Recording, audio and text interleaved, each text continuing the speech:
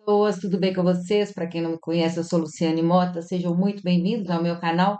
Aqui a gente faz um estudo mais aprofundado sobre as realidades do mundo espiritual, sobre a vida após a morte, principalmente sobre reforma íntima. Para quê? Para que juntos a gente possa construir uma cultura de paz. E o que que é cultura de paz? Ela não passa pelo campo das religiões, ela não passa pelo campo da espiritualidade. Pelo contrário, é um ramo da ciência, uma vertente da ecologia, da educação ambiental que nos ensina como construir um mundo mais harmônico aqui na Terra. E fala diretamente com essa questão da espiritualidade, né? Tudo que a espiritualidade nos traz. A ciência e espiritualidade falam na mesma coisa, mas a cultura de paz, ela fala que assim, não é que não, na cultura de paz não vai existir conflitos, mas os conflitos serão resolvidos de maneira pacífica. A cultura de paz, ela fala de liderança compartilhada para descentralizar, para a gente tirar o poder da mão de alguns e colocar na mão de vários. E o que que a internet está fazendo? Democratizando a informação. O que que o terceiro setor faz? Descentraliza a gestão dessas ações públicas. O terceiro setor, as ONGs, para quem não conhece, elas fazem esse trabalho de oferecer serviço público de forma privada. E aí está nascendo uma nova vertente, que é o empreendedorismo social, porque a gente fala que assim, o socialismo não deu certo, mas isso não significa que o capitalismo venceu. É só a melhor forma que a gente existe hoje, mas existem muita gente pensando em outras formas dessa relação de consumo. Fala assim, pós-capitalismo, é um capitalismo mais humanizado. Existe hoje, as empresas estão sendo pressionadas a serem socioambiental proativas. Existe até aquela coisa do SGA, que é o social, o SAG, social, ambiental e governança, que as empresas estão tendo que se adaptar a essa nova realidade de consumidores mais conscientes. E existe o empreendedorismo social, que são empresas que já nascem no DNA para causar um impacto social, tanto quanto tem que ter um resultado financeiro. Para quem não sabe, depois eu vou ler um texto sobre isso, os indicadores financeiros de um país, de uma empresa, o PIB de um país, nasceram após a Segunda Guerra, quando precisavam de indicadores para saber se o país estava reagindo ao pós-guerra. E aí foram criados todos os indicadores financeiros de lucro e de resultados. Só que logo em seguida, quando começou as questões, as discussões ambientais, com o lançamento do livro Primavera Silenciosa, da Rachel Carter, nasceu o ramo da ciência e ecologia, e dentro dele tem o estudo da ecologia humana, que é a interação de todos os fenômenos que nos afetam, que causam a nossa, que são responsáveis pela nossa evolução enquanto espécie humana. Então, é fenômenos econômicos, sociais, religiosos, filosóficos, tecnológicos, ambientais, tudo que interfere a nossa maneira como a gente vive, a ecologia humana, as nossas interações como espécie e as nossas interações entre nós, conosco, com os grupos, com a família, com o trabalho, com a sociedade, com o meio ambiente e, por fim, com a espiritualidade, porque quanto mais conectados estamos com a espiritualidade, com o ser maior, com essa inteligência criadora por trás de tudo, melhores nós nos tornamos para nós e para os outros. Essa conexão com a espiritualidade nos torna pessoas mais éticas, pelo menos faz a gente buscar caminhos mais éticos, faz a gente querer evoluir moralmente, tanto quanto a gente quer evoluir intelectualmente. Então, assim, ciência e espiritualidade não andam separadas, elas convergem para a mesma coisa, só que falam linguagens diferentes. Na espiritualidade, a gente fala de transição planetária, que está passando do mundo de regeneração, do mundo de provas e expiação, para um mundo de regeneração. No cristianismo, a gente fala de apocalipse, que é o fim dos tempos, não é o fim do mundo, é o fim de um tempo. E na ciência, a gente fala de cultura de paz, é tudo a mesma coisa, só muda a linguagem. E a ideia aqui é estudar sobre tudo isso e trazer a teoria para que a gente possa assimilar esses valores morais, esses conhecimentos que já foram tragos por vários, para que a gente possa ter esse repositório de valores morais, mas também a prática, o que que as pessoas já estão fazendo para colocar em prática essa nova visão, para transformar o mundo, essa revolução de dentro para fora, onde o indivíduo melhora a si mesmo para ser melhor para o mundo, já está acontecendo há anos. É uma revolução silenciosa. Educação ambiental é um tema transversal em todas as matérias da educação infantil, desde a educação infantil até o ensino superior, perdão, em vários países do mundo, inclusive no Brasil. É um conteúdo que forma a consciência crítica das pessoas, para que elas não simplesmente sejam passivas e aceitarem as regras que venham de fora, mas que elas aprendam a elaborar um pensamento crítico sobre o que é melhor para elas e o melhor para o mundo. E já está sendo, muita coisa já está sendo colocada em prática. A gente vê muita notícia ruim, guerra, tristeza, pandemia, doença, loucuras na internet, a gente vê as pessoas isoladas, a gente vê depressão, a gente vê câncer, a gente vê um monte de coisa, mas a gente está vivendo a melhor época da humanidade, nós não precisamos caçar para ter o alimento, a gente só ir no supermercado. A nossa longevidade está cada vez maior, além de ter remédios que curam facilmente as nossas doenças, a gente tem também terapias de tratamento, de prevenção de doenças. Então, antigamente a pessoa morria de dor de garganta antes do antibiótico, porque ela tinha febre, não tinha nada para combater aquela febre. Hoje em dia, olha o tanto que nós já avançamos. Tecnologia, a gente olhar a internet, nos conecta por afinidade, independente da distância que a gente está. As pessoas se unem por afinidade, tal qual no mundo espiritual. No mundo físico, aqui, os opostos se atraem, mas no mundo espiritual, as pessoas se unem por afinidade. E aqui na internet a gente faz isso. A gente procura conteúdos que são afins a nós.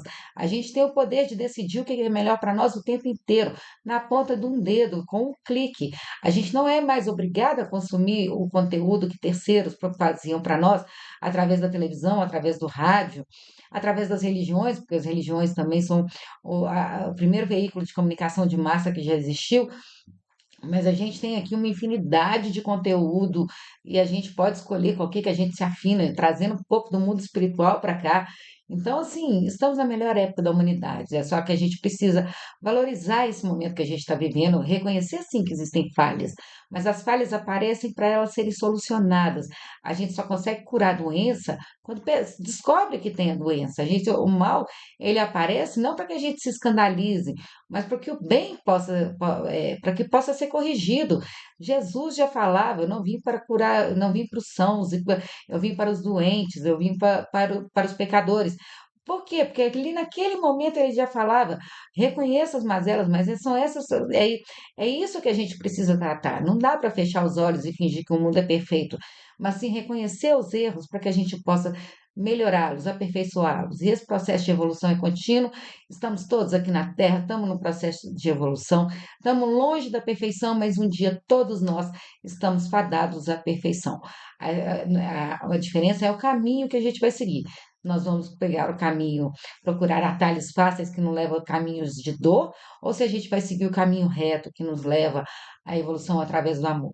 Então, assim, compartilhando a cultura de paz, que é um tema, paixão na minha vida, é algo que eu acho que assim, as pessoas falam que é utopia, mas vamos parar para pensar, na época da escravidão, as pessoas falavam que era uma utopia acabar com a escravidão, que os donos do poder jamais iriam permitir, que aquelas pessoas eram sonhadores, que isso, que aquilo, e acabaram com a escravidão. Por quê? Porque um grupo de pessoas não se conformou com as coisas do jeito que eram e batalharam.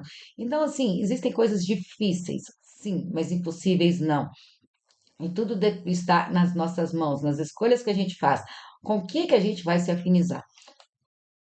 Então, eu te convido a estudar comigo para a gente descobrir o que já está sendo feito para construir essa tão bonita cultura de paz. Esse mundo não é que vão ter desafios, como sempre, mas que a maneira como se supera esses desafios, como se atravessa esses desafios, é uma maneira mais harmônica, mais solidária para nós e para os outros. Porque se a gente for parar para pensar o sucesso evolutivo da espécie humana aqui no planeta Terra, como ser biológico, foi a cooperação.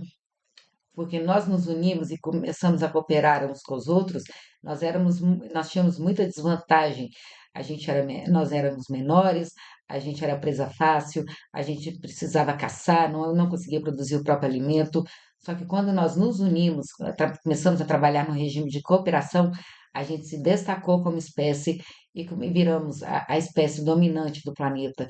E só que em algum momento da humanidade, o que tem 200 anos que está essa época da industrialização, mas esse período de guerras entre si, antigamente tinham guerras direto.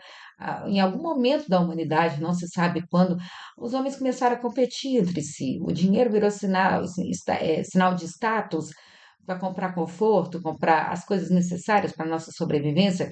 As pessoas começaram a ver umas às outras como ameaça e a gente começou a se degradar e a se destruir, e destruir tudo que está ao nosso redor. As famílias estão se desestruturando, a sociedade está corrompida, estamos destruindo o meio ambiente. Os cientistas já nos alertam: aquecimento global, mudança climática, o que que a gente está fazendo com os nossos recursos? A Terra não tem capacidade de suporte para aguentar a maneira como nós estamos explorando os recursos. A gente consome muito mais recursos que a Terra é capaz de repor no ciclo natural.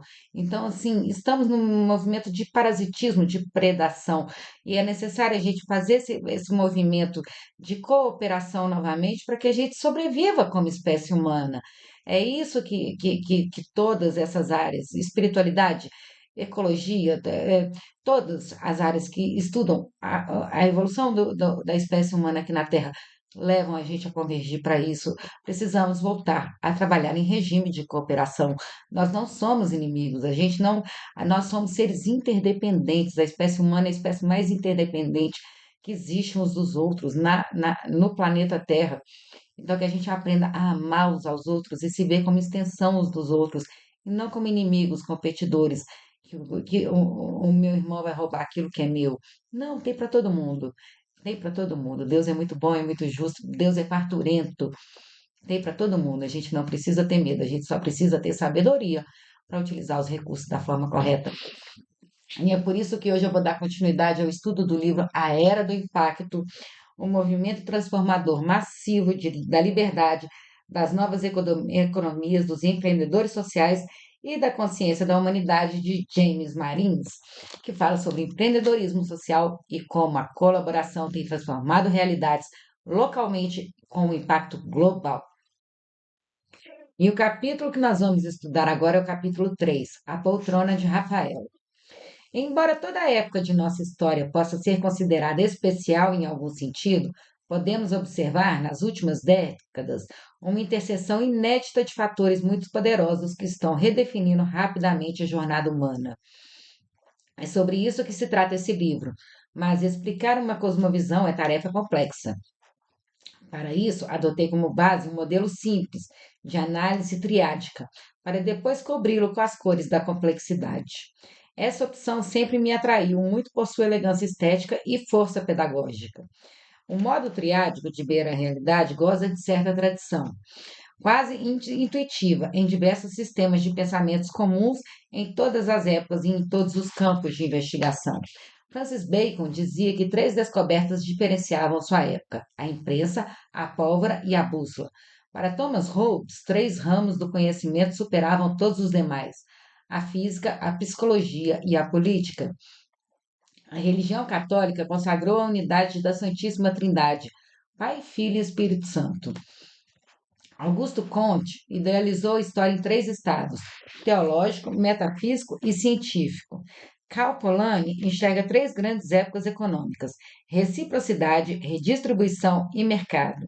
Richard Parnas sustenta que o pensamento ocidental pode ser dividido em clássico, religioso e científico. Peter Watson, em sua monumental História das Ideias, afirma que as maiores descobertas da humanidade foram a alma, a Europa e a experimentação. E o premiado com o Pulitzer, Jared Diamond, explica o mundo sob a trivial combinação de germes, armas e aço. Na verdade, não precisamos ir longe. Afinal, todos acreditamos habitar uma biosfera composta de terra, mar e ar. E aprendemos na escola que o nosso corpo físico é composto de cabeça, tronco e membros. Não precisamos, mas devemos. Por isso, algumas importantes explicações triádicas do mundo estarão entretecidas nesse livro. O psicólogo evolucionista Ken Wilber propõe que nossa visão de mundo contemple a tríade eu, nós e isto. E explica que a evolução consciencial da humanidade parte do egocêntrico, segue para o etnocêntrico e alcança o globocêntrico. Estamos nesse momento. Sob o ponto de vista epistemológico, o pensamento sistêmico é descrito por Maria José Vasconcelos como a relação triádica entre complexidade, instabilidade e intersubjetividade. Assim como eles, também discorro sobre a figura do empreendedor social sob a tridimensionalidade ética, tecnológica e psicológica. Por tudo isso, vou explicar nas próximas páginas a etapa histórica em que nos encontramos com base nas esferas de liberdade, da economia e da consciência. Três dimensões fundamentais e abrangentes da complexa riqueza de nossa condição humana contemporânea e que caracterizam a era do impacto. A primeira dimensão é o movimento transformador da liberdade, porque precisamos compreender o quanto foi conquistado nesse campo, e conquistamos muito. Em terrenos como necessidades fisiológicas, equidade de raça e gênero e liberdade política e religiosa, e o quanto isso impacta em nosso futuro. A segunda dimensão é o movimento transformador da economia, diante das profundas alterações de pensamento e ação que estão sendo produzidas nesse terreno no qual o mercado migra do capitalismo para o pós-capitalismo. É também a dimensão da inovação, em que residem as ferramentas tecnológicas para a construção do futuro. A terceira e talvez a mais importante dimensão é o movimento transformador da consciência. A evolução consciencial é a intangível matéria adesiva que promove a intangível matéria adesiva que promove nosso aperfeiçoamento coletivo e permite atingirmos o nível da liberdade pós-convencional. Todos esses movimentos estão interligados de modo inscindível, de modo a constituir o pano de fundo desse livro, que é o Movimento Transformador Massivo, a sigla MTM, onde germina e floresce a era do impacto. A divisão atende unicamente a meu intento didático, sem a pretensão de estabelecer qualquer espécie de reducionismo epistemológico. Embora esse ensaio não tenha pretensões filosóficas, pois apenas me propõe a realizar a descrição de uma cosmovisão apresentada tanto quanto possível sob uma perspectiva sistêmica, é uma visão de mundo decorrente de minha experiência recente e que espero ser útil, assim como é para mim, para melhor orientarmos nessas ações. Essa visão pode ser contemplada como uma figura representada por uma imagem de um catavento com três pás identicamente potentes e capazes de proporcionar a ação transformadora, que é o movimento transformador da consciência, o movimento transformador da liberdade e o movimento transformador da economia. Nessa estrutura triádica que escolhi para evidenciar a existência do fenômeno que denominamos movimento transformador massivo, cada dimensão está dividida também em três subdimensões, quase invisíveis, mas igualmente entrelaçadas. A primeira examina os importantes movimentos que proporcionaram liberdades cívicas, físicas e espirituais. A segunda lança a tríade dimensional crítica que atinge a economia estatal, privada e da ecologia, como os movimentos de evolução dessa percepção e sua associação com o empreendedorismo social e os novos designs econômicos. E a terceira subdimensão se dedica aos movimentos de evolução que vão do egocentrismo, passam pelo etnocentrismo e, por fim, chegam ao globocentrismo. Para completar a ossatura oculta do livro, as três dimensões propostas serão examinadas com três colunas verticais que estarão atravessadas por três constantes horizontais: descentralização, exponencialidade e inovação. São elementos transversais a todos os temas tratados, ora operando como pressupostos, ora como resultados. Por exemplo, na era do movimento transformador massivo, centenas de milhões de cidadãos conquistaram a capacidade de pensar e agir, o que aumenta exponencialmente a descentralização das decisões e das soluções e dos recursos. A tecnologia inovadora entrega para bilhões de pessoas as ferramentas que fomentam sua colaboração como nunca antes. Recursos e informações que até pouco tempo estavam concentrados em governos, corporações e universidades estão hoje disponíveis descentralizadamente, de modo distribuído em todo o planeta. São números exponenciais, é só olhar a internet o conhecimento democratizou. É claro que muito conhecimento, a fonte não é confiável, o que as pessoas inventam. Por isso eu faço questão de mostrar a capa do livro, falar de onde eu estou trazendo minhas fontes, ao invés de só trazer o conteúdo, para que as pessoas saibam da onde eu estou trazendo esse conteúdo. Porque a internet tem isso também, né? Você pode falar qualquer coisa aqui e vira verdade, mas a verdade é que a informação foi democratizada. A gente tem a opção de escolher o que nós queremos ver. Qualquer um pode vir na internet e gerar um conteúdo. Essas tremendas transformações ocorrem em todo o mundo e estão associadas à elevação do nível de consciência da humanidade. Fenômeno evolutivo da espécie humana que vem sendo estudado nas últimas décadas por pesquisadores da psicologia do desenvolvimento. Essas pesquisas indicam a existência de uma curva exponencial no estágio de desenvolvimento da consciência de todos os indivíduos. Essas subdivisões são a estrutura desse livro. Na verdade, de início, pensei que sequer deveria revelar a ossatura do texto, mas decidi, por razões pedagógicas, evidenciar essa infraestrutura oculta que denomino poltrona de Rafael. Chama assim em alusão à técnica utilizada pelo mestre renascentista.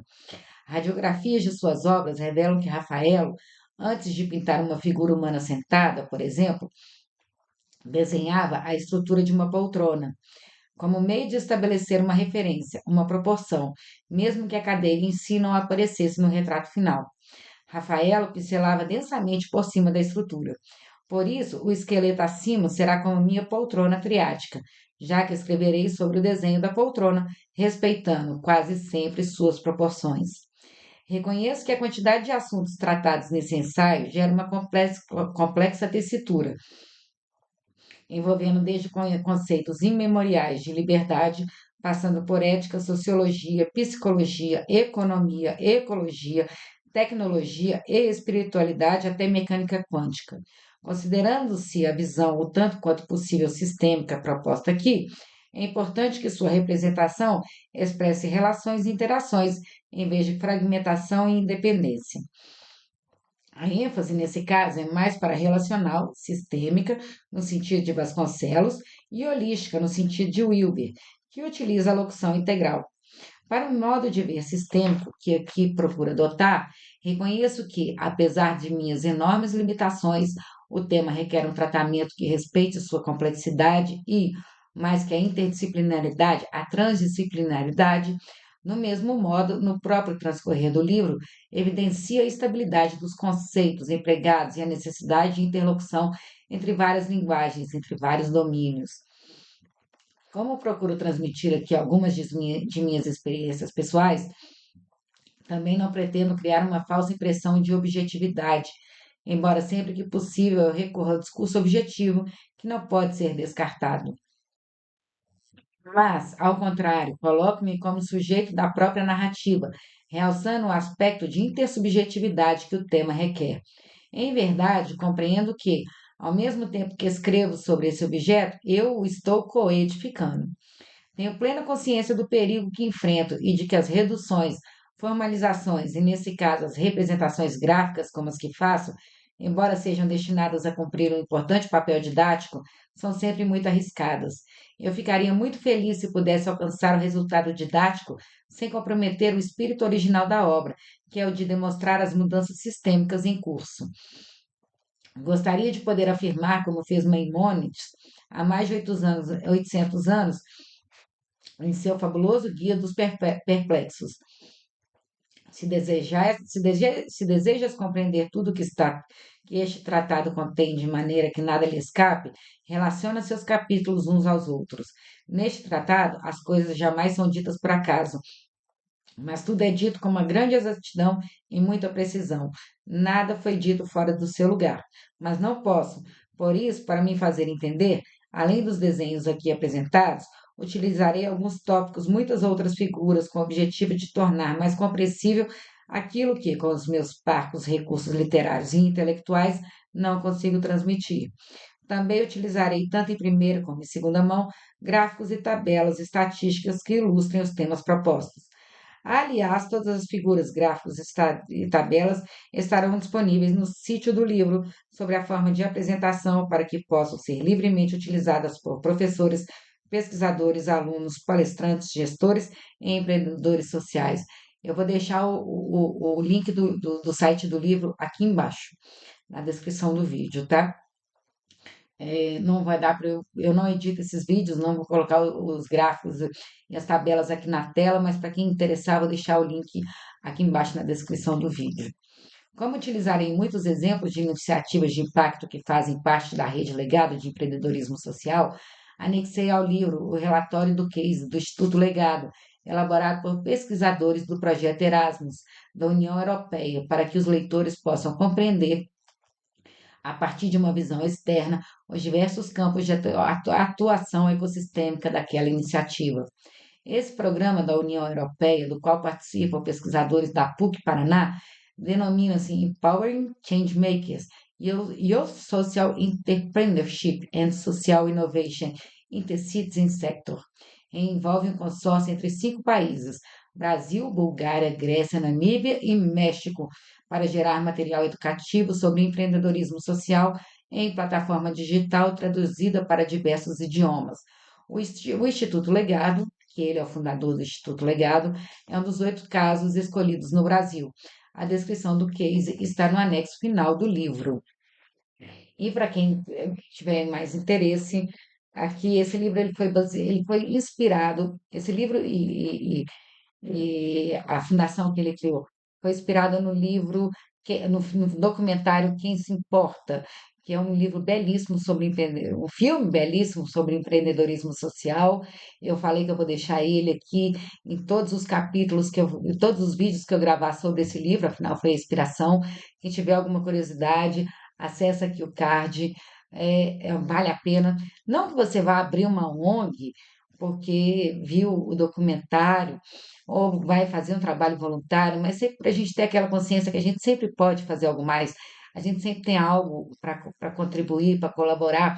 Às vezes a gente deixa de fazer, fala assim, eu não tenho dinheiro, eu não posso ajudar, mas às vezes não é o dinheiro que precisa, às vezes é a iniciativa, às vezes é compartilhar, às vezes a nossa iniciativa, cada um dando o que tem de melhor, cada um deixando brilhar a vossa luz, juntos a gente consegue construir um ecossistema de colaboração. Então, eu vou deixar aqui, assistam, vale muito a pena.